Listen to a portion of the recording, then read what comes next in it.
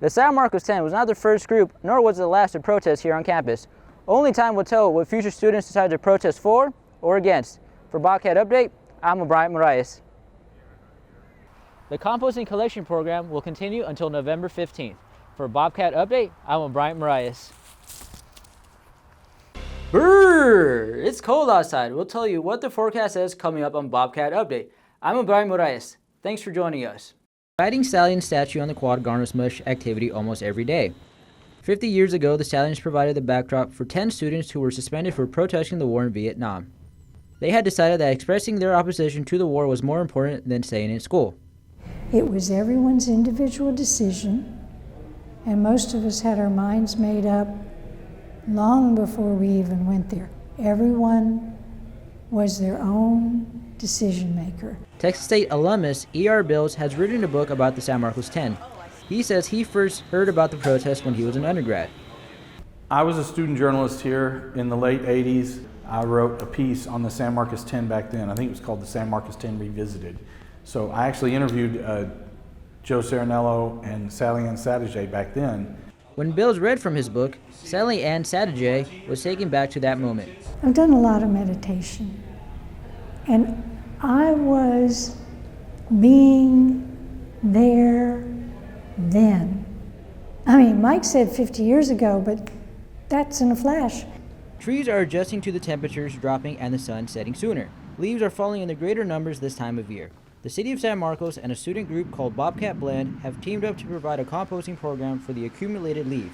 I talked with Dr. Kate about partnering with their program Bobcat Blend and how we could help them. And one of the things that they get a lot of is the green material for composting, which is all the food waste from the cafeterias, and they needed more brown, which would be leaves. And we always have bags of people calling in a bulk pickup for bags of leaves, and I thought it would be best if we didn't put that in the landfill, but we provided that for Bobcat Blend. They can bring their bags to 401 East Hopkins, which is the Grant Harris building. After the leaves have been collected, the Bobcat Blend composting program will turn its attention to Christmas trees that are discarded after the holidays. So starting December 26th, they will put a cage out here, and any live Christmas trees without tinsel or lights or ornaments can be brought here. It'll be here until the Friday before the second Saturday in January.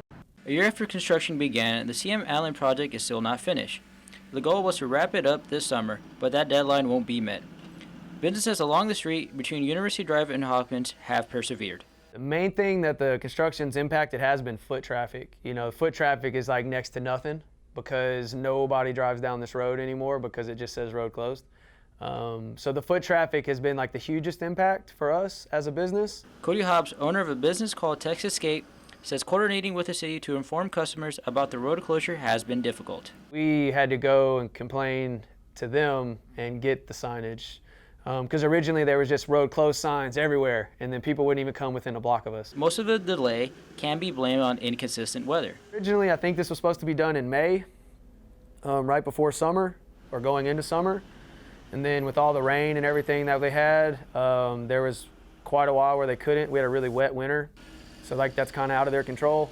You can't pour roads in the mud. Like Hobbs, Texas State student Rachel Kranz is eager to see the construction finished. I'm looking forward to just in general all the construction in town being completed. But yeah, it would be very nice to have that finished and everything so they can stop having all these hazards and stuff everywhere.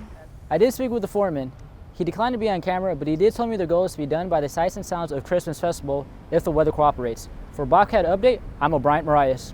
After 5 years of planning, the San Marcos Library will soon have its size doubled. We'll be adding on 28,000 square feet right onto the back of this building, so we will still be on one floor. On the very back of the building, we'll have a drive-through book drop. So in 2014, when we went to the citizens and said, what are your priorities for having, adding onto the building? What is it you'd like to see? Drive-through book drop was really high on everybody's list. Voters approved funding the library expansion when they voted for Proposition 2 in 2017. Well, in 2017, the citizens passed a bond for $14.75 million. So they agreed, in essence, to increase their taxes in order to have a better library. All of the usual activities at the library will continue during construction. Of course, during the library expansion process, we do intend to keep offering all the same great programs that we are currently offering. I think I'm excited for having a teen section because when it's completed, I'll be almost a teenager, and it'll be good to have a larger teen section in a couple aisles. The U.S. Supreme Court is reviewing the Trump administration's push to end protection for so-called dreamers. Lawyers for both sides have made their arguments in front of the justices today. At the same time, demonstrators gathered outside the Supreme Court building in support of the Deferred Action for Childhood Arrivals program. DACA protects from deportation those undocumented immigrants who were brought to the United States as children.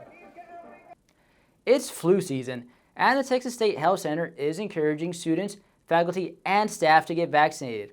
The health center provided flu shots at the LBJ ballroom today, and several students took advantage of the opportunity. Flu shots were at no charge for those who had in-network insurance. Otherwise, the shots cost $25. Students who missed today's outreach can still get their flu shots by making an appointment at the student health center or dropping by one of the local pharmacies. An Arctic cold front has sent temperatures plummeting. The cold front moved into San Marcos Monday afternoon with light rain and strong winds. Temperatures are expected to stay near the low 50s until Friday, when temperatures are expected to rise into the 60s. The Texas State volleyball team will at least share the best record in the Sun Belt Conference after defeating Arkansas State on Saturday. The Bobcats can win it all on Friday if they beat UT Arlington.